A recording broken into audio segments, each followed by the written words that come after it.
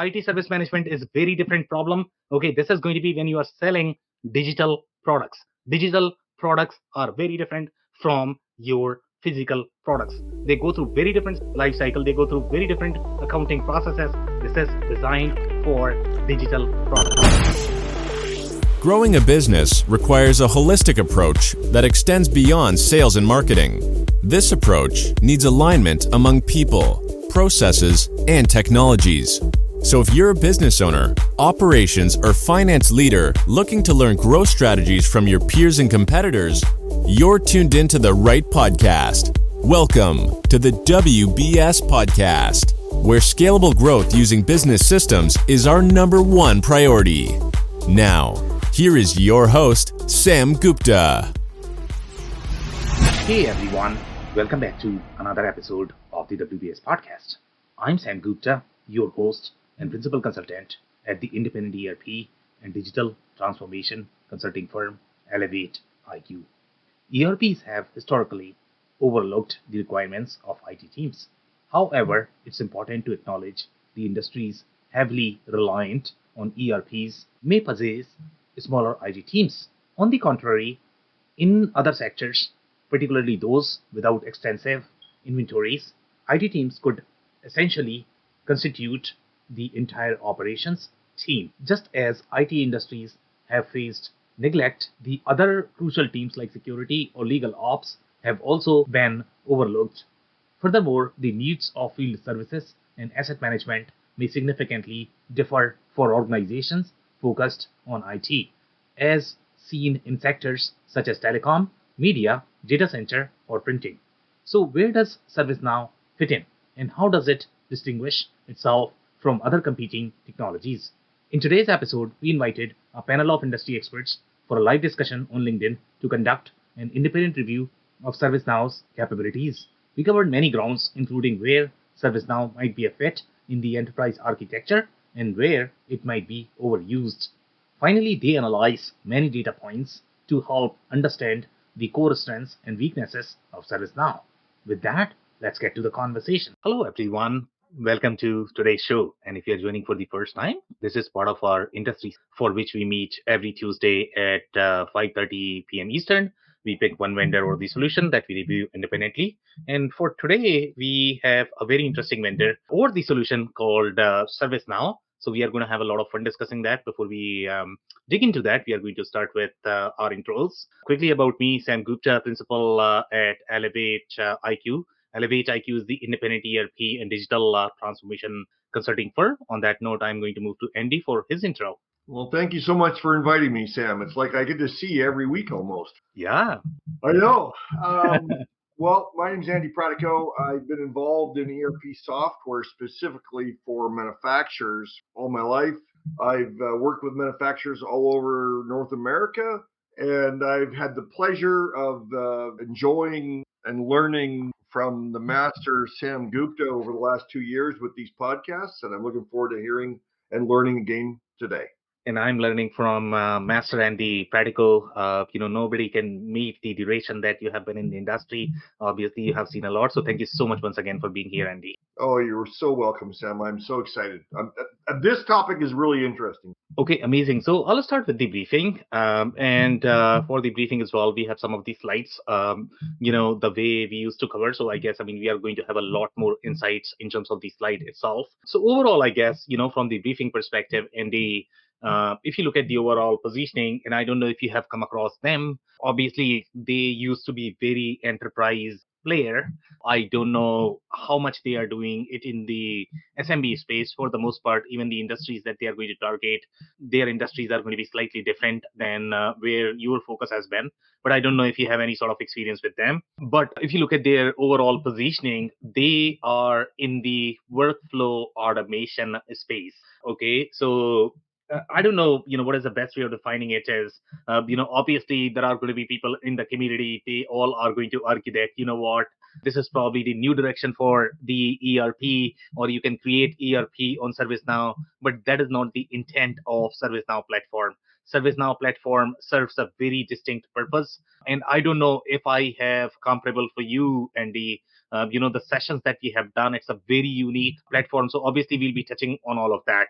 Some of the platforms that we have, as the comparable, they are slightly different. I don't know if we have done any sort of sessions on them. So if you look at their origin, and that will probably help everybody understand where they are, how they started. So for the most part, I guess, they started as more of the IT business process, IT service desk platform. And Andy, I don't know whether you have heard these arguments. ERP community typically, don't like to deal with IT in general. They always are going to claim that, hey, IT people, they might be enabler, but as such, IT people don't necessarily have a place inside the ERP system. IT people are enablers. I'm going to coin that phrase from you, Sam. They definitely are. But I love that. Depending upon the industry, okay? I know. Depending upon the business processes, they could. I'm writing this down. Professionals are enablers. Okay. In certain industries, though, okay? In certain but you industries. are an IT professional, are you? I'm not sure if I think you are. if I will qualify as the IT person the way I talk. Okay, so I don't you belong are, my anywhere. friend. Okay, if I go to business community, they are going to say, "Hey, who are you?" Sorry for interrupting them. Go ahead. Of course.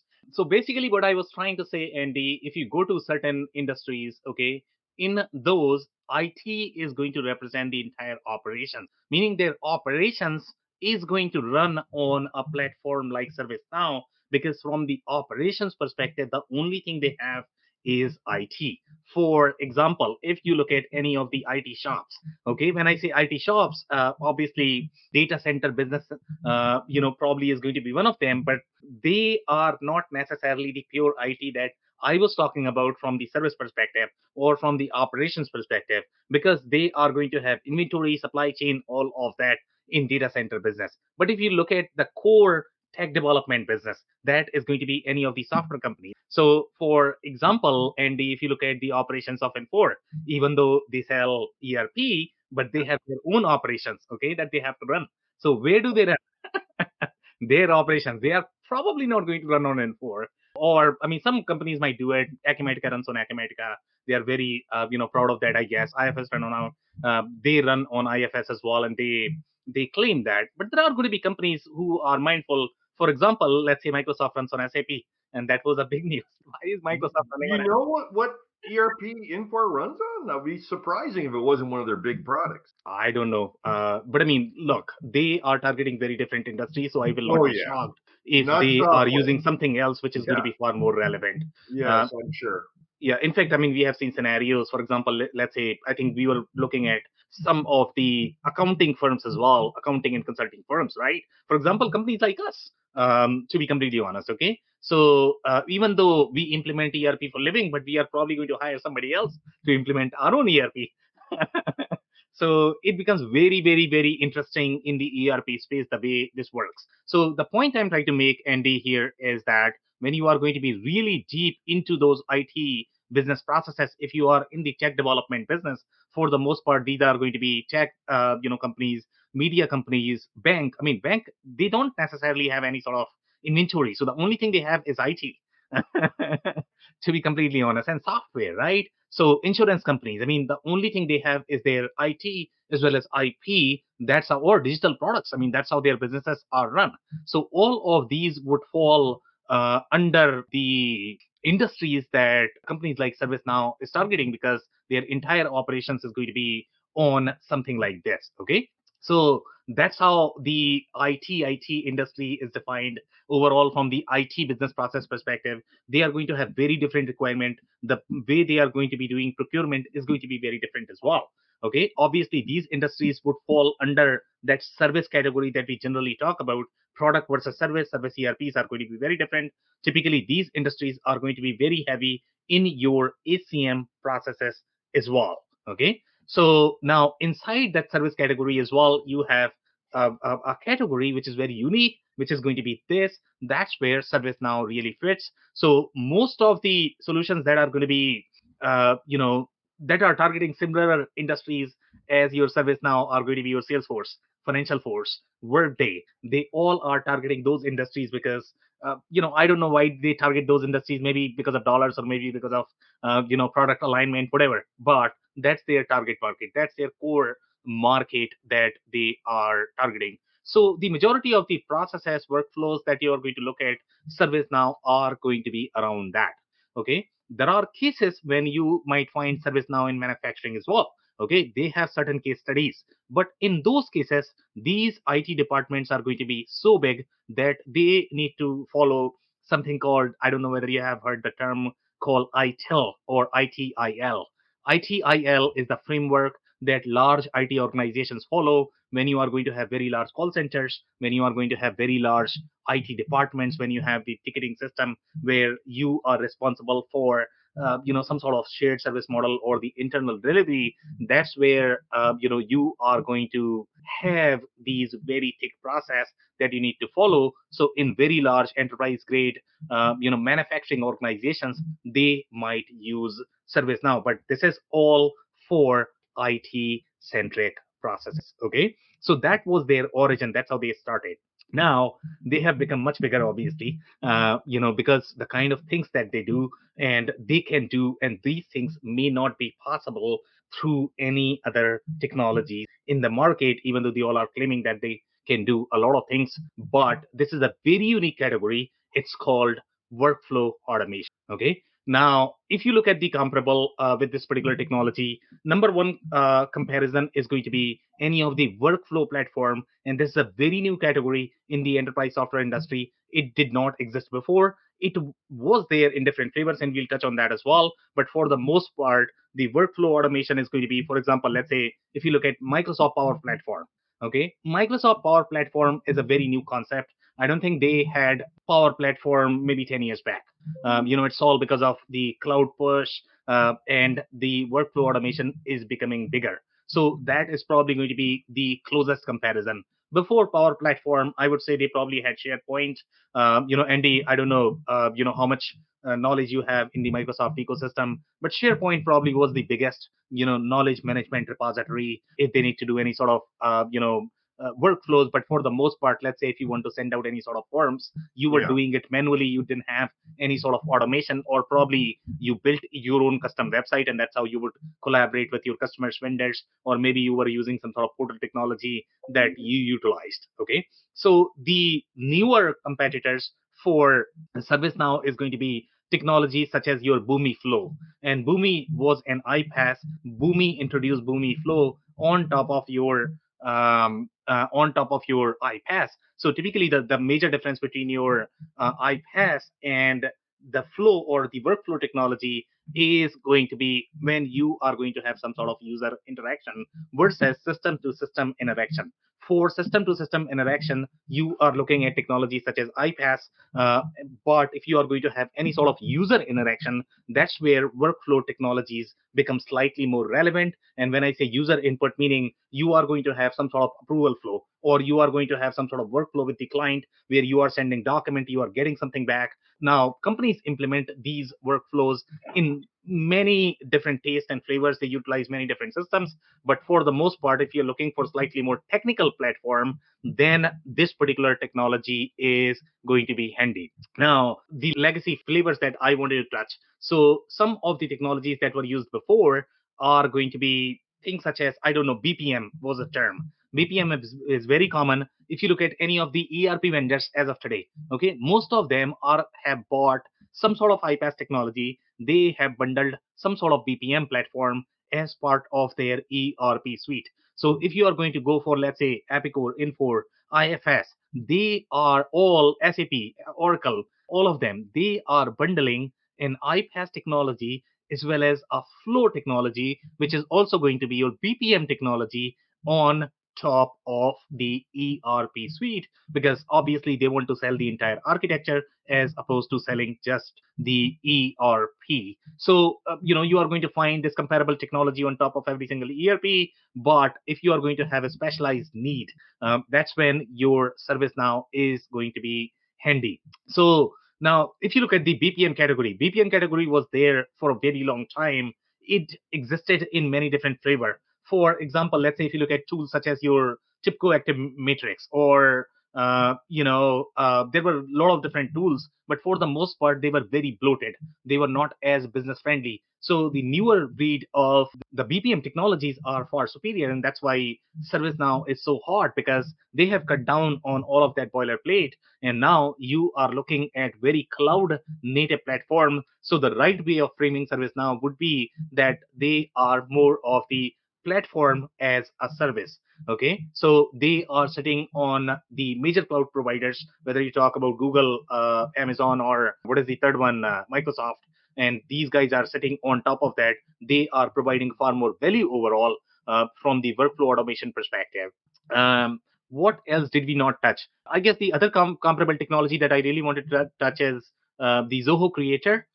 So we have not spoken about that. So Zoho Creator is going to be a right comparison for this particular technology as well. But obviously, that is bundled with Zoho. It is going to be limited only for Zoho. So Zoho Creator is a very similar comparison as your Microsoft Power Automate. If you're using a lot of Microsoft, then Microsoft Power Automate would make sense. But companies use Microsoft Power Automate even on top of other technologies. So what else do we have? Survey technologies, I guess. I mean, these technologies can also play the role of the survey technologies, but obviously the survey technologies are going to have some of the proprietary workflows well, related to NPS calculation. It's probably going to have a lot of different reports. So I don't know if it is the replacement for tools such as Qualtrics, but it's going to be closer. You can do a lot more things very easily related to your customer service, customer experience workflows. Anytime you are going to do any sort of surveys, it could be a great fit.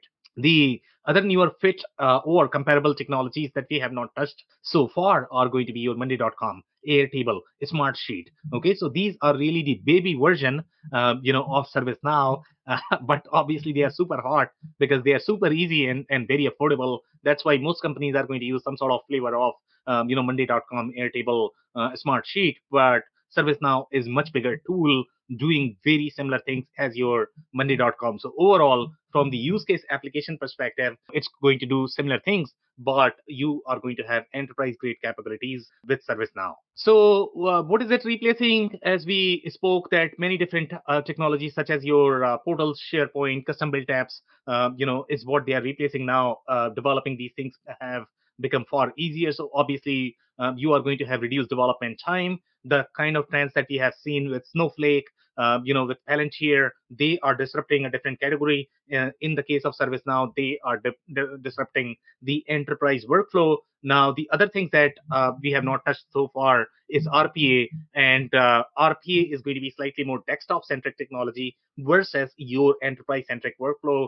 That's going to be the real difference between what ServiceNow does versus your RPA technology. And by the way, I mean, you are going to see a lot of flavor of RPA inside ServiceNow as well. So they are using RPA inside their technology. But for the most part, the real use case for ServiceNow is going to be for those enterprise centric workflows, but not necessarily for the business transactions, the kind of business transactions that you are going to capture on inside your ERP. It is going to sit on top of your ERP to be able to coordinate, collaborate with disparate platforms such as your email interface, or you are talking with any other users such as your portals. You can create very easily, and you can interact with your external suppliers, external customers, etc. The technologies such as your Cordian, Pega is still very hot in the customer experience workflow, especially for companies that are going to have very, very, very large call centers. When you are looking at all of these workflows, such as your loan application or real estate workflows, these workflows get very thick and they are going to be very ad hoc. Even in the case of, let's say, for example, university, not for profit, they are going to require very, very, very custom workflow, and they change all the time. So that's when these workflow technologies could be superior. So it's replacing all of these technologies. They were fairly legacy, fairly clunky, and now you can do cool things with ServiceNow. So I think we have touched for the most of the points here. Andy, any comments by any chance? No. Well, I have a question though. Yeah. Just looking at their name, I assume that they would be in the line of like field service or depot service type software. This is not at all. What this is a high technology iPaaS type of. If I were to simplify this for a business person, iPaaS is probably going to be the right comparison. So this is not meant to be a business tool. It's meant to be a Right. technical tool. It's meant to be a technical platform. Yes. Now, Exactly. right. Okay. Yeah, so it's iPaaS plus user is how I would put it. iPaaS plus Right. user interaction. iPaaS does not do user interaction. So here you are doing user interaction, whether it is going to be internal user, external user, and that was the whole premise of the whole BPM. But BPM was so bloated that nobody really adopted to be complete. Right. Okay. Or BPM. I don't know how many companies are really excited about BPM, but what ServiceNow is doing is really all of those BPM workflows, but slightly simpler. So they can do a lot more consumer grade experiences that were not possible with all of those clunky BPM technologies. But yeah, I mean, it is not meant to be replacement of field service technologies, or it's not meant to be replacement of any sort of No, ERP. no, no. That was Yeah. just a misnomer, misunderstanding from the name of the company. But how would this solution, like you're familiar with Infor's iPaaS technology, Yeah. how would this compare to that? So, I mean, Infor has iPaaS, Infor has a BPM as well. Every single company out there Right. has, either they have acquired or they are acquiring or they are going to acquire, because everybody is trying to sell the entire architecture, to be completely Yeah. honest. Okay. ERP has become much bigger in general. Okay. So, Infor, let's say if you look at the BPM, Infor BPM is very limited in general. Okay. You can do Okay. probably basic workflows, such as when you are going to do approval workflow. Now, they are going to claim, what, you can probably do some of the email alerts, but again, Infor OS is not going to do consumer grade experience. Right. This is very, very, very different. So when you are looking at consumer grade experiences from the marketing perspective, when you are going to send emails such as the ones that you are going to send inside HubSpot, that's when this is really, really good. This is To when be this shines. Exactly. And overall, I guess, I mean, when you look at the architecture, if you're going to buy the entire architecture from a vendor, you are creating much tighter lock, and then you don't have any sort of negotiation play there, I guess, for you. So that's also a risk that you are utilizing everything from Infor or Epicore or whatever vendor, Or right? whatever. Yeah, Yeah. it doesn't matter. But again, that's a strategy. I mean, if you are going to be loyal to them, they are going to be loyal to you. Yeah. Sometimes, but I mean, again, it could go either Sometimes. ways. Yeah, it could go either ways. Thank you, Of course, Sam. of course, Andy. So let's move on to the next one, I guess. Okay, so overall, I guess why it matters, right? So number one, if you look at the legacy processes, the way they were managed in the legacy architecture, for the most part, I mean, these processes you don't want to host inside ERP. I mean, it's going to be a big no-no. Okay, if you try to shove this in inside ERP data model is not designed to be flexible to support these processes. They are not designed to support all of these mediums portals. It's going to be a very clunky experience. Again, ERP has a place, but doing this inside ERP is probably not the right fit, and that's why these technologies exist. To create that kind of experience. Now, when you look at the appropriate use cases, that is going to be when you are doing internal and external portals. So again, portals is probably the best example that I can provide. That when you are trying to create these consumer grade portal, whether you are looking for employee experience or you are looking for external experience, in those cases, this is going to be a great fit. Now, if you're doing any sort of data collection, for the most part, if you are going to do data collection with ERP or any sort of add-ons with ERP, it's probably not going to be as great experience. Okay, I mean, some companies use other data collection apps, but I mean, it's probably going to be really clunky experience. So when you are doing any sort of data collection from internal, external sources, because you can do crazy things here. Okay, so crazy things meaning not only you can collect the data and transport the data, but at the same time, you are going to have enterprise-wide GRC, as part of ServiceNow. So when I say GRC, and Andy, I don't know whether you are familiar with the term. Okay, that is going to be your governance, risk, and control. Okay, so Oh, okay. that is very IT centric term, I guess. But that is very important. So for the most part, I mean, let's say if you are using just one system and you are going to rely on ERP to provide the security controlled workflow, whenever you are going to use anything. But now, when you transfer that security, or when you are going to have distributed security architecture, for example, let's say if you are keeping all of your documents in OneDrive, so even though your ERP is going to be secure, but your OneDrive is not going to be secure. So how do you Right. transfer the ownership, right? So ERP systems are not necessarily designed for all of these interactions, and that's where when you are looking for that centralized, governed, controlled workflow, that's where ServiceNow is a great fit for all of those use cases. When you are trying to create that kind of architecture where you are looking for many different systems and you want ServiceNow to be just the quarterback, for the most part, they are not going to be the container of data as such. They are going to be really responsible for either some sort of custom app, custom forms, really transient sort of workflow on top of your ERP. That's where they are going to be a great fit. Any sort of surveys, master data governance flow is a great use case for them. Workflow automation with custom inputs is a great use case for them. Now we are going to look at the relationship with some of the other competing technologies. For example, Snowflake. Snowflake, we have already discussed that Snowflake is slightly more data analytics platform. Again, don't do whatever Snowflake is good at inside ERP. That's a terrible idea. So here we are talking about when you have the B2B privacy enabled relatively custom data applications. So Snowflake is really known for data applications. Workflow technologies such as ServiceNow or ERP, they are not necessarily designed for that. When you look at Palantir, that is more of the consumer grade privacy platform. So they have a place as well. That is going to be for the custom data science, LLM development. In all of those cases, the Palantir is going to be the right fit. Now, ServiceNow, relatively custom portal. So again, application versus data, that's a huge diversion overall in terms of what is data versus what is application, what is good for data versus what is good for application. So ERP is going to be slightly more transactional application category. Your ServiceNow is going to be also transactional application sort of category. The data model is not going to be as tight as your ERP, but it is going to be for relatively ad hoc workflow. Now, when you look at RPA, you are looking at completely ad hoc workflow. When you are trying to replace an agent, a desktop person. So each of the technology is designed for a purpose and they have their sweet spot. So use for that purpose. Now, iPaaS, we have already spoken about that. That is going to be system to system integration and BPM, ServiceNow. BPM is probably the right example for ServiceNow, comparison, because the kind of work that ServiceNow is doing, it's really sort of the modern BPM. Okay. Thank you for your explanation. Thank you for always teaching me more stuff all the time, Sam. And I'm learning from you all the time, Andy. Thank you so much for being here. Okay, so again, let's some more comments, I guess, from the briefing perspective.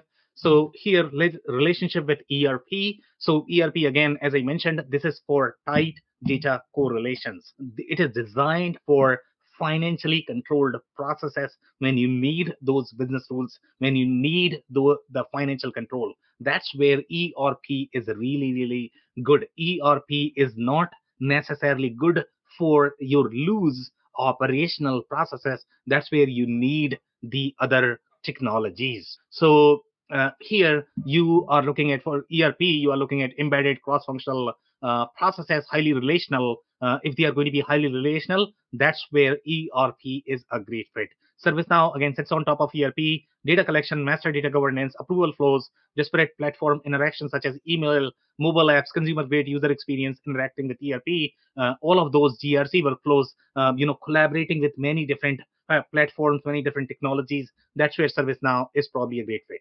Now, my favorite topic, which is going to be anti-patterns, and where we see the real issues when customers, they didn't understand how to use ServiceNow or what to use, and I call this as horrible implementation. Okay, this is going to be building workflows that can be bought pre-baked, such as your ERP, CRM, ACM inside ServiceNow.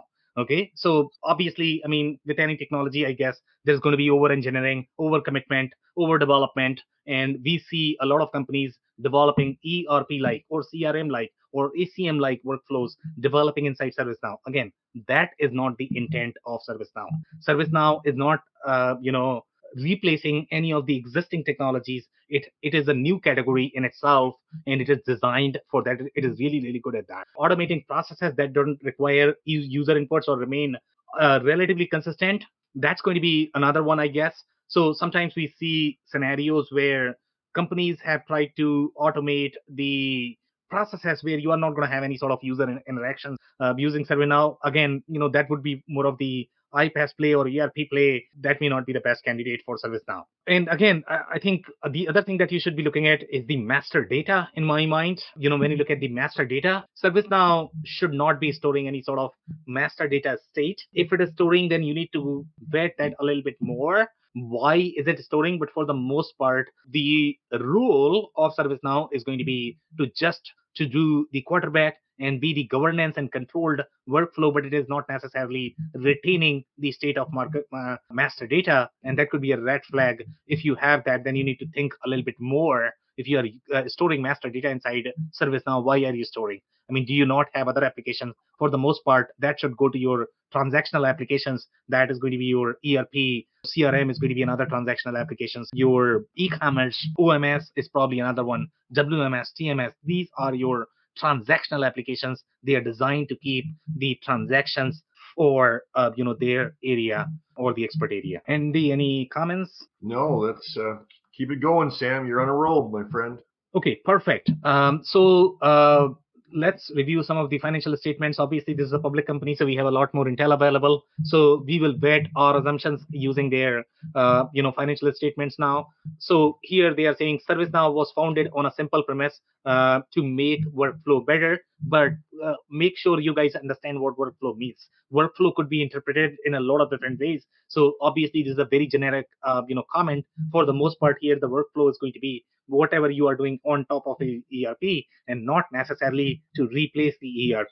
We are the end-to-end intelligent workflow automation platform for digital businesses. That's what they are saying, digital businesses. And that's what is going to be sort of the tech development, banking, insurance. Those are the businesses that are going to be digital, and they are very clear in that. Our intelligent platform, the Now platform, is a cloud-based solution with embedded artificial intelligence and machine learning capabilities that helps global enterprises across industries, universities, and government unify and digitize their workflows. So this is going to be when you are going to have business to business collaboration. In that, when you are looking at not data centric collaboration, I guess that's where the real distinction is. When you are doing data centric collaboration, that's where your technologies such as your Snowflake or Palantir are going to be handy. But when you are doing application centric collaboration, that's when your ServiceNow is going to be. But this is designed for those industry centric collaboration. ERP systems are not necessarily as good. Typically, you are going to use technologies such as your EDI, some other add-ons on top of ERP to be able to do this. But when you are doing industry-centric workflows, application to application, that's when this is going to be really handy. So by connecting workflows across siloed organizational functions and systems, Now platform delivers business outcomes, including unlocking productivity. All right, a lot of sales pitch there for both employees and customers. So they are looking at both of these workflows. For the most part, Andy, one of the comments that you had made in the beginning is whether this is going to be slightly more relevant in the field service workflows.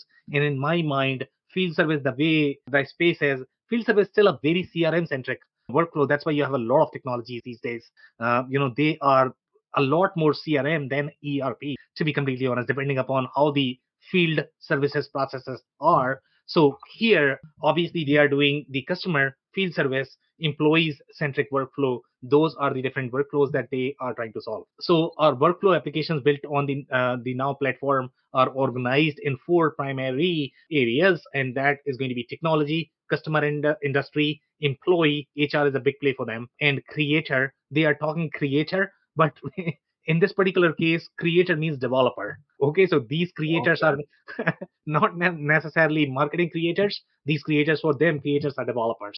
Just to be clear, because they are. Or if we're theologists, creator means something totally different again. Yeah, exactly.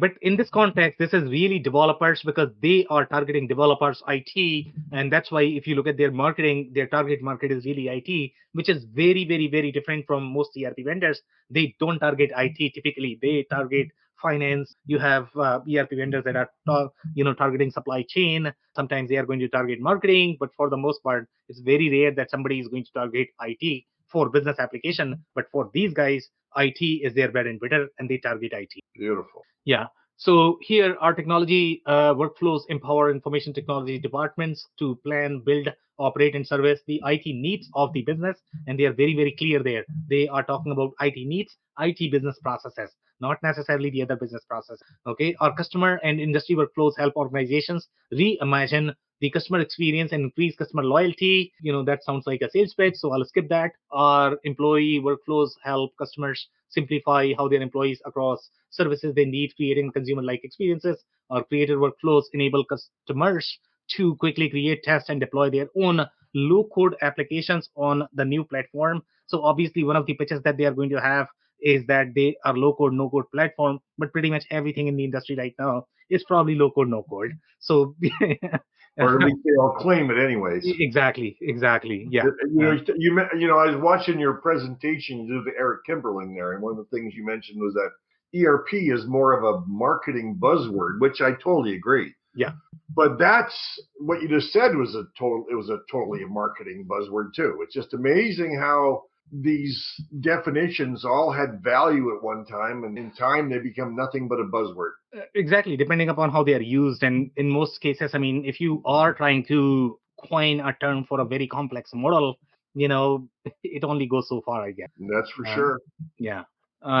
So here they are talking about business processes have been embedded in separate enterprise technology systems such as finance, human resources, sales, and customer support, which have become disconnected, siloed, and complex, offering limited flexibility and adaptability. Now, here they are talking a little bit that, it could be interpreted different ways, I guess. Yes, they are right that when you are going to use multiple systems, you don't necessarily have the same interoperability that you are going to have when you are going to use something like orchestration platform that ServiceNow really is. So obviously they have a place, but as such, I don't know whether I would call the separate enterprise technology systems, because there are going to be companies that might be hosting all of that inside one platform.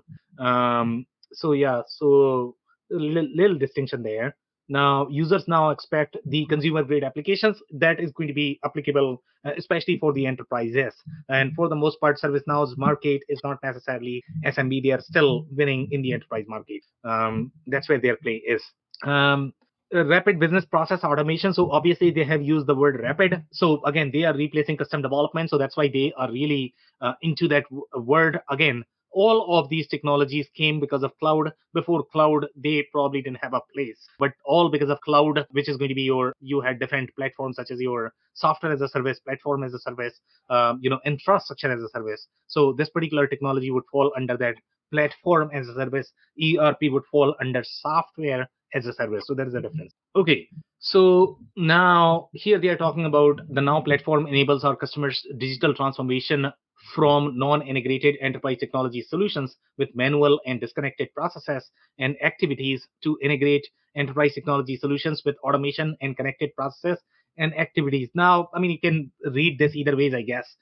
Yes, even ERP is trying to do similar things. But again, here what you are trying to integrate is those workflow-centric processes as opposed to integrating pretty much everything. That's not the intent here. So they are talking about the transformation to digital operations increases our customers' resiliency and security and delivers great experiences and additional value to their C-suite employees and consumers. So especially when you are using multiple systems, even if you are going to be, let's say, decent size or medium size organization, let's say you have an ERP, you also have a CRM. Typically, the point that they are trying to make is you are going to have two different applications and they are going to have their own security model. So typically, you are looking at very distributed security architecture from the applications perspective. We are not talking about infrastructure security here. We are talking about application security. And then you have to manage the security, even if you are simply transferring the control to very, very, very small applications such as your Microsoft 365 or OneDrive or any applications that you might be using. You are losing control. Okay. So that's when this comes, that when you are going to have very centralized view of the security architecture, ServiceNow plays the role there. That's the problem that they are talking about. Yeah. So what size of companies would this be targeted to, Sam? Like, is this Fortune 1000 or is this smaller than that? So depending upon how big your IT department is, for the most part, I guess that's their target market. So if you look at a very small telco, they are probably going to have a lot of IT people. If you look at very small bank, they are going to have a lot of IT people there. Look at media company, they are going to have a lot of IT people. Manufacturing, IT guy, even for $100 million company. Yeah. It should be okay. So, okay, gotcha. Yeah. So again, I think the variable here is going to be how big your IT department is. That should be the driver, whether you would need something like this or not. And in general, they are targeting those markets. The Now platform single data model and architecture allows. So one of the comments that they made is single data model. and single data model is critical as well to understand. So when you look at, technologies such as your Monday.com, Airtable, Smartsheet, all of these technologies are great, but they are fancy spreadsheets. In my Right. mind, to be completely honest, okay, even though they are going to be slightly more connected than your spreadsheets, you are going to have a little bit more control. But every single board that you are going to have, sure, you can have different perspectives, you can do gimmicky things, but as such, the data model is very disconnected. And the reason why it is disconnected is because they are trying to make it easy. When you try to make something easy, you need to break something.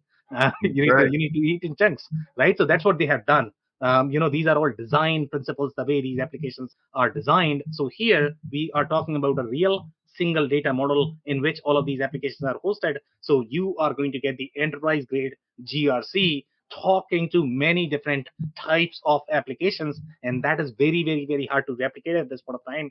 People don't know how broken their security architecture is in general, even if you are going to have even if you're going to claim that you are very secure or whatever. But for the most part, most companies, they don't necessarily understand how to implement the right security architecture, especially what you need in 2024. Sam, I got a question for you. Yeah. You mentioned at the beginning of this paragraph the platform single data model. Yeah. I'm a lot better with operations than I am with IT. So Yeah. what does that mean? So single data model meaning how many different databases are you going to have inside one application?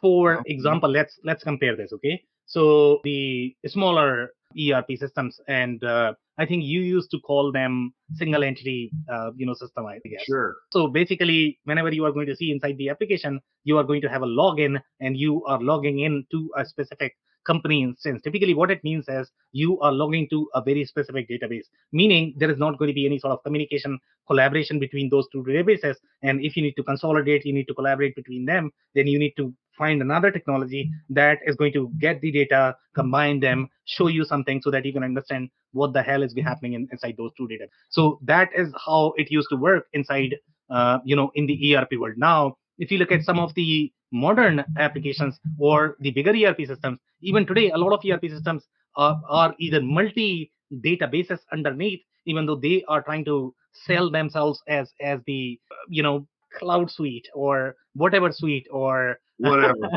right. Yeah. But underneath you are going to have many different databases, and when you are going to have multiple databases, they typically don't talk to each other as well. So here you are looking at one data model. The whole premise of ERP, the overarching idea of ERP is that you are going to have just one single data model. You are not going to have 50,000 spreadsheets. When you combine them at from every single perspective, you can do crazy things. That's when ERP really matters. That's the entire premise of ERP, and that's what they are trying to do more from the orchestration layer.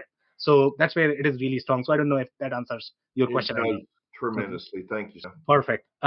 So here across the enterprise with a unified consumer grade user experience, and that is right as well. I mean, they are really, really well done. It's an amazing platform. A new employee can use ServiceNow to complete onboarding tasks. Again, that would fall under slightly more workflow category. That's a workflow. Okay, you doing something like this, even if you're going to do, let's say in the HR application, you can probably do that.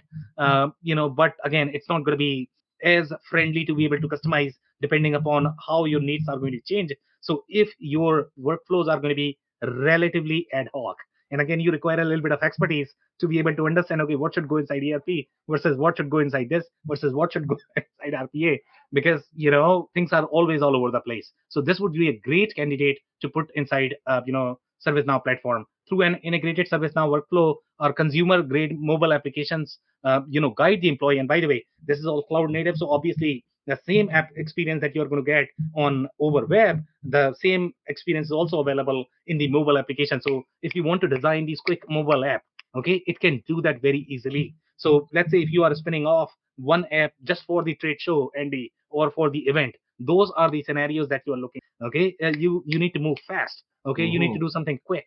COVID came. Okay, you need to design an application. Those are the scenarios. Okay, where ServiceNow really, really shines. Okay, here they are talking about it as a single platform with one data model, one code base, and one architecture enabling speed, productivity, and innovation, and offering a one-stop shop for automation and simplification of manual process. We deliver our enterprise digital workflows now platform orchestrates work across our customer's cloud platform and system of choice. So again, one of the other advantage that you are going to get with ServiceNow, and Andy, I think you asked the term called cloud agnostic. So in this case, you can be cloud agnostic, meaning you are not relying on one vendor. Tomorrow, let's say if you don't like Microsoft or Azure or or you AWS, you have a whatever. little cloud there. You Yeah. have a little cloud there to move between, so you are gaining a far more negotiation power. That's the power, of ServiceNow, when you have to create that plug and play architecture, allowing our customers to get work done regardless of their current and future preferred systems of record and collaboration platforms. So that is right as well. And then they are talking about machine learning, RPA, process mining. So they have all of those flavors inside the platform. Yes, there are specialized tools available for these processes as well, but ServiceNow is able to do all of that, just with one platform. Now they are talking about IT asset management, enterprise asset management. So I want to touch on that. Okay, so if you have relatively fixed processes from the asset management perspective, your best bet is going to be to get an enterprise asset management platform that is going to be pre-baked, pre-built, pre-tested, using those workflows, so that you are not automating broken processes. But here, the processes that you are talking about is IT asset management. IT asset management, they have very different compliance requirements. They have very different life cycle. They have very different procurement needs. So if you are an IT organization and you have a large IT procurement organization, this could make sense. But replacing something like EAM platform, I'm not sure that is the right use case for this. So just be careful there. Would this ever be used in a manufacturing environment, Yeah. or it's not? It would. Yeah. Okay. Depending upon, so let's say if you're doing employee onboarding, you have three different systems and you need more of the best example for this is going to be quarterback. Okay, why do you need quarterback in a field, Andy?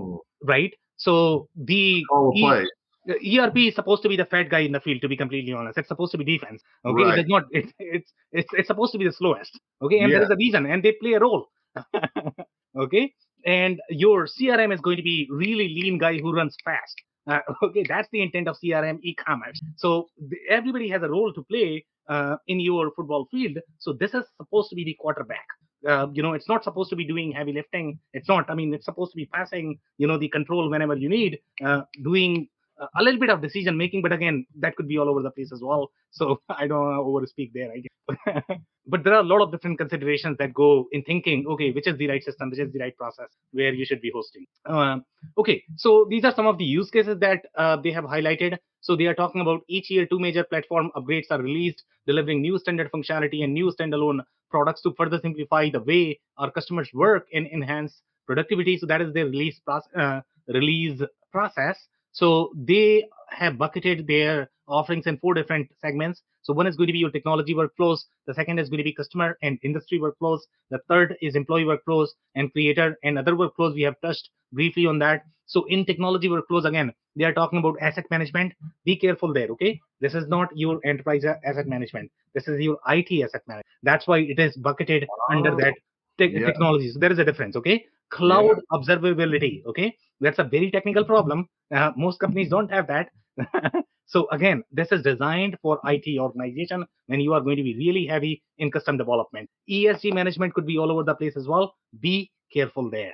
Okay, this is the ESG management for technology organization. Integrated risk management. Here we are talking about number one, IT risk management, IT vendor risk management. We are also talking about the enterprise-wide GRC process. That's what we are talking about when they say integrated risk management. IT operations management, again, this is not operations, this is IT operations. Most companies, SMB space, manufacturing, retail, distribution, they are probably not going to have IT operations management unless they are 100 people organization. Then it's a different story. IT service management is a very different problem. Okay, this is going to be when you are selling digital products. Digital products are very different from your physical products. They go through very different life cycle. They go through very different accounting processes. This is designed for digital products. Then they have the security operations. Security ops was never good inside ERP. These guys are doing security ops. They are doing legal ops, which is a very different problem. Typically, legal ops was there inside P2P system. Legal ops was never there. They sort of never had the identity unless you are talking about enterprise companies. So these guys are able to do a lot more things than what ERP centric systems are designed for. And they have a little bit of portfolio management as well, but I don't know if they are a real PSA or the PM platform, so be careful there as well. uh, then they have customer service management, field service management. They have a lot of, but again, more from the workflow process perspective. They are not necessarily meant to be the real field service technology that we are going to review later on. Just the Okay. technology, not an application. Exactly. Their industries are going to be telecom, technology, financial services, healthcare, life sciences. They Yeah. have manufacturing, but again, public sector, I would say, are probably the right industries for them. That's where they have a real place, to be completely honest, because they are very heavy in custom development. If a manufacturing organization is going to be very heavy in custom development as well, there are patches in which manufacturing organizations are going to own substantial code for their own products, for their own workflow, because they might have digital products embedded as part of hardware. If they have that, then they would have a place for something like that. And that would be, Andy, when you are doing engineer to order, when you are doing aerospace companies, they have, I mean, their software are far thicker than ERP, I guess. Oh yeah. Sometimes, but that is their own product Software offering. and security. Yep. Exactly. So that's where they are going to have place. HR service delivery, legal service delivery is very different as well. Legal service delivery is a ERP never cares for legal service delivery. They don't even understand what legal teams do, I guess. So this is a legal ops is a very different problem. It becomes very big. Typically, that was part of your procurement organization. That's how, I mean, if you look at some of the CLM systems, they treated the whole legal operations as part of your P2P platform, but procurement is just one part of legal. It could be your employee contracts, it could be your your customer contracts. So when you combine all of that, when you are looking at the centralized view of the legal operations, it could become very thick as well. Then all of these are really technology. Source to pay operations is very recruiting workflow centric as well. So anywhere where you are going to have recruiting centric workflows, that's where you are going to have need for a platform like this. Okay, now we'll cover some more slides. I don't know how much time. We just have 3 minutes right now. I don't know if you have any comments. Andy, how much time do you need for the comments? No, a minute. Okay, so let's touch on these, Gartner quadrant, I guess. I mean, these are really interesting, and then we can probably touch on your comments. So here, one of the things that I wanted to touch is, if you look at the quadrant, Gartner has positioned them as IT service management tools. That's probably the right category for them, to be completely honest. And if you look at the comparable, you have PMC, you have Ivanti, you have Atlassian, you have Freshworks, which are very different from how other people are going to see. So these are the right comparable for them, to position them in the right category. So BMC Remedy is one of the best IT ticketing system out there. To be, if you are going to be really thick IT organization, then you are looking at BMC Remedy. Jira is the platform that a lot of custom development shops are going to use. That is their bread and butter. For the ticket management.